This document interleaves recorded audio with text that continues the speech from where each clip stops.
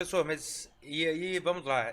Eu entendo que então a pessoa vai identificar um nicho que mais agrade a ela, que ela mais se identifique. Sim, E muita gente que está assistindo a gente veio assistir justamente pensando em como melhorar.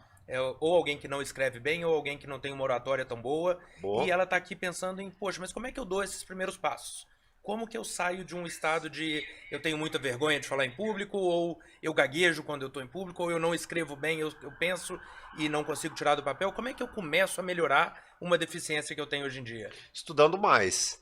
Perce- Estudando mais. Estudando mais o nicho, estudando mais sobre o produto. Peça, por exemplo, para um mecânico competente falar sobre determinado motor. Ele te dá uma aula Uhum. sobre o motor. E você vai perceber que esse tipo de profissional é primeiramente interessado. Então, um grande comunicador, uma pessoa que começa muito bem em uma área, mesmo alguém muito novo, é interessado intelectualmente. No produto que ele vende, é interessado intelectualmente naquela profissão, é alguém que é curioso. É assim também a escrita. Claro. Agora, isso vem normalmente em quanto tempo? Você pode perceber que uma pessoa interessada, no prazo de 6 meses, consegue proferir boas sentenças, tem uma atenção maior à pronúncia.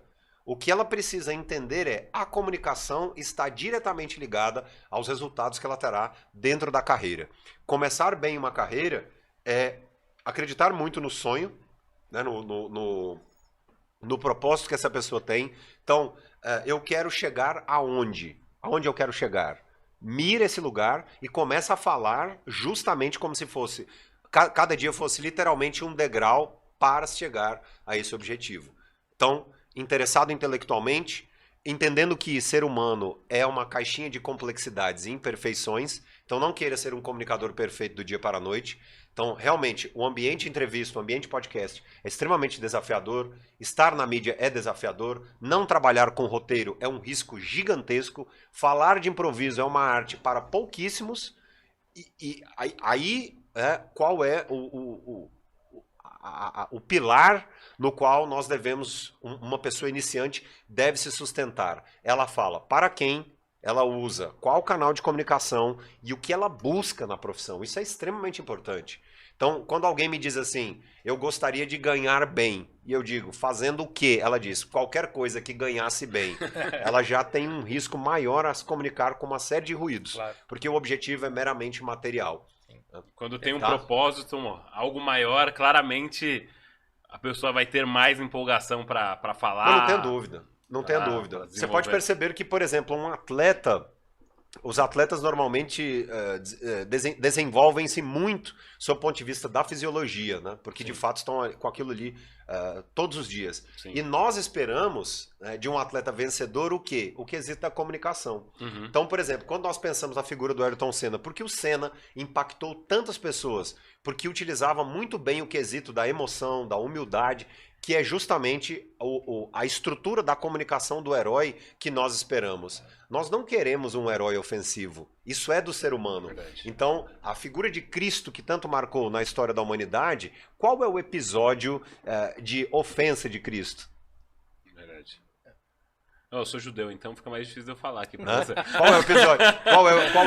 Qual é o episódio ofensivo, né? Não há. Sim. Então, quando pensamos nos discursos históricos, os discursos históricos são extremamente agregadores.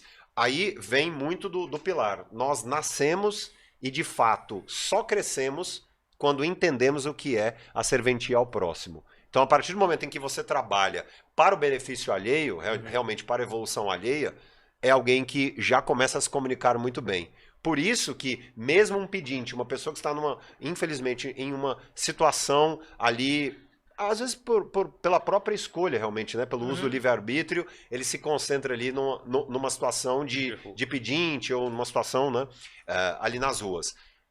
Os grandes comunicadores são aqueles que têm o quê? São aqueles mais humanos, que fazem boas frases. Então, é um sujeito, sim, que pensa antes de proferir. Claro. Certo. Então, em toda situação, nós estamos usando a palavra. Até do mais, digamos, da profissão considerada mais complexa, né? Então, Sim. é extremamente importante. Por isso, como nós ficamos confortáveis. Por exemplo, quando um comissário nos coloca em uma situação de conforto, em uma situação de assertividade por meio do trabalho dele. Sim. Então, quer começar muito bem? Acredite naquilo que você faz e realmente se sustente naquilo que você acha que é a intuição, para que você veio no mundo. E aí... E o principal desafio, eu entendo que deve ser encontrar qual é a sua paixão. Porque esse processo às vezes é um pouco mais demorado. Como é que foi pra você, professor, encontrar sua paixão na língua portuguesa? Porque dá pra ver que você fala com muito amor, que é profundo essa sua conexão com a língua portuguesa. Como foi esse processo pra você, professor? Desde muito garoto, assim, né? Talvez as primeiras memórias que eu tenho, assim, são memórias ligadas ou à música, né, que tem muito da literatura, né? Muito da letra ali, eu gosto bastante da letra e tal. Então, assim, eu tenho uma memória muito focada em quem produz o texto. Então, por exemplo, eu me lembro muito jovem, assim, em jogo de futebol, os textos. Então, eu tenho uma facilidade muito grande, eu acho, com a narração. Então, eu sempre fui muito curioso sobre o seguinte ponto. Eu acho que a curiosidade, eu acho que a grande... O meu elo linguístico vem em razão da curiosidade. Então... Uma criança curiosa.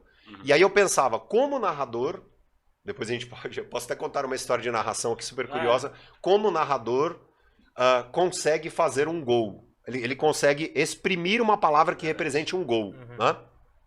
E eu me lembro, eu torço pro Goiás. Pô, eu me lembro, eu torço pro Goiás. Sofredor. Não. Eu sou apaixonado pelo Goiás. Então, por exemplo, garoto, olha a minha ligação estranha com o futebol e por que depois eu fui, né, fui estudar letras, depois eu fui ter o contato com a literatura, depois eu fiz roteiro em cinema e hoje como colunista. Veja só, antigamente existiam LPs com os hinos dos clubes. Né? O que mais me interessava? O compositor. Então eu pensava, quem compôs essa música? Né? Então nós temos lá o do Goiás, por exemplo, né? Que é o Paulo Vale. Então os torcedores normalmente não sabem os compositores dos hinos, do hino do seu clube. E eles não sabem falar o hino do clube, só sabem cantar. Inclusive o nosso hino, né, que tem que tem a presença de Osório Duque Estrada ali, o nosso hino é dificílimo de ser, por exemplo, declamado e não cantado. Então, essa preocupação vocabular foi gerando o amor, né?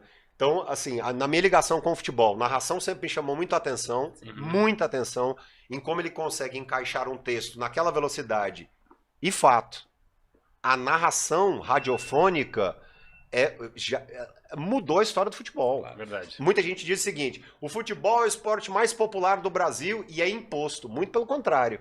Os narradores têm uma parcela gigantesca, porque fazem de algo que é meramente que seria uma situação de comunicação, passa a bola, vai pro botão. Alguém teve a ideia de inserir uma comunicação, uma oratória distinta. Então, a oratória do narrador é distinta, né?